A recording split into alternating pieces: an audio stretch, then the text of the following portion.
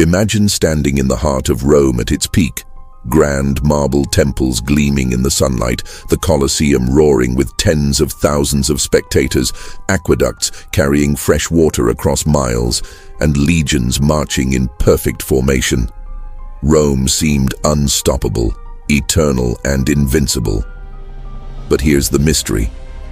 How did this superpower, the mightiest empire the world had ever seen, collapse into ruins? Was it because of corruption within? Was it the endless attacks from outside?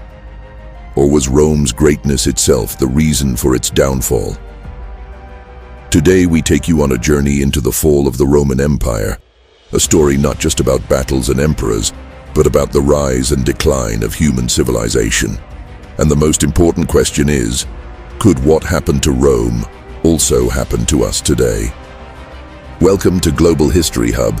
Today we uncover one of history's most fascinating turning points, the fall of the Roman Empire.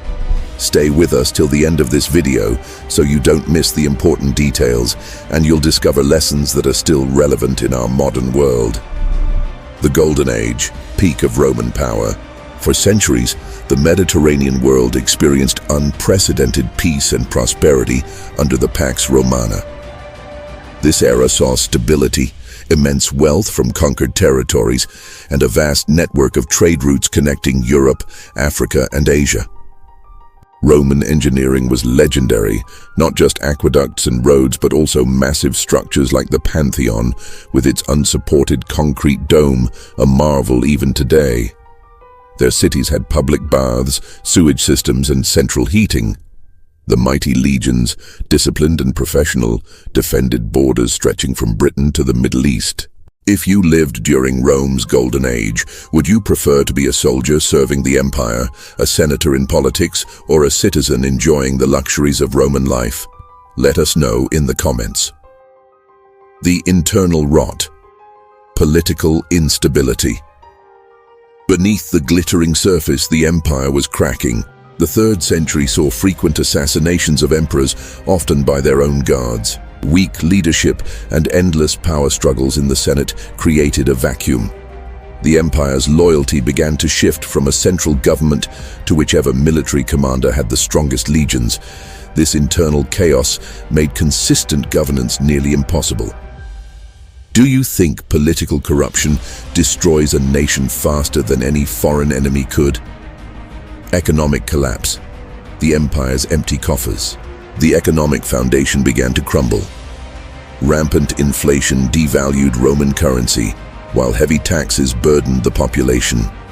The economy heavily relied on slave labor, which stifled technological innovation. As expansion halted, the supply of slaves dwindled.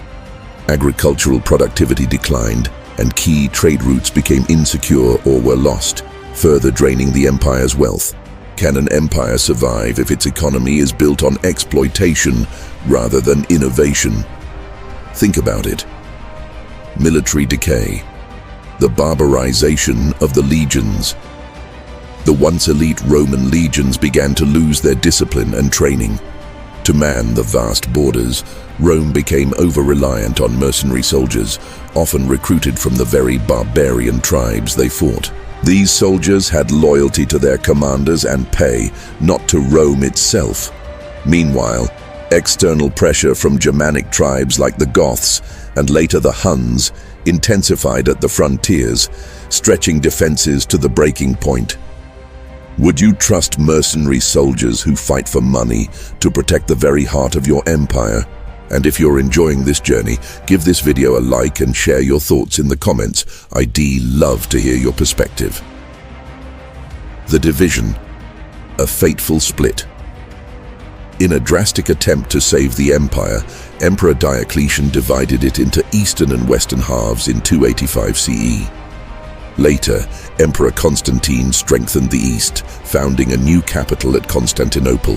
While the Eastern Roman Empire thrived with its richer cities and strategic position, the Western Empire continued to weaken, becoming more vulnerable. Do you think dividing Rome into East and West was a smart move that saved half the empire, or a mistake that sealed the West's fate? The final blows, invasions, and the end. The 5th century brought the final storm. Goths, Vandals and Huns pressed relentlessly on Rome's borders. In 410 CE, the Visigoths under Alaric famously sacked the city of Rome. In 455 CE, the Vandals launched a devastating raid. Though Attila the Hun was bought off or defeated, the threat showed Rome's vulnerability. The final act came in 476 CE when the Germanic general Odoacer deposed the last Western Roman emperor, Romulus Augustulus. Which do you think is more dangerous for an empire? Outside invasion or civil war within its own borders? Rome's legacy, the empire that never truly died. While the Western Empire's political structure ended, the Eastern Empire continued as the Byzantine Empire for another 1,000 years. More importantly, Rome's legacy lived on. Its laws form the basis of many modern legal systems. Its architectural principles inspired generations. Its languages, Latin and Greek, shaped scholarship. The ideas of republicanism and governance influenced nations like the United States. Which Roman achievement do you think shaped our modern world the most? Law, architecture, or governance? Debate in the comments. Conclusion: lessons from the fall. So, why did Rome fall? It wasn't one reason, but a perfect storm of political corruption, economic collapse, military instability, and relentless external invasions, all exacerbated by overexpansion. The story of Rome serves as a timeless lesson on the fragility of civilizations. Its history asks us to look at our own societies, to consider the importance of strong institutions, economic innovation, and civic unity. Do you think today's superpowers could repeat Rome's fate if they ignore the lessons of history? Share your honest opinion below. And before you go, don't forget to subscribe to Global History Hub and click the bell icon. That way you will never miss our upcoming history explorations. Thanks for watching.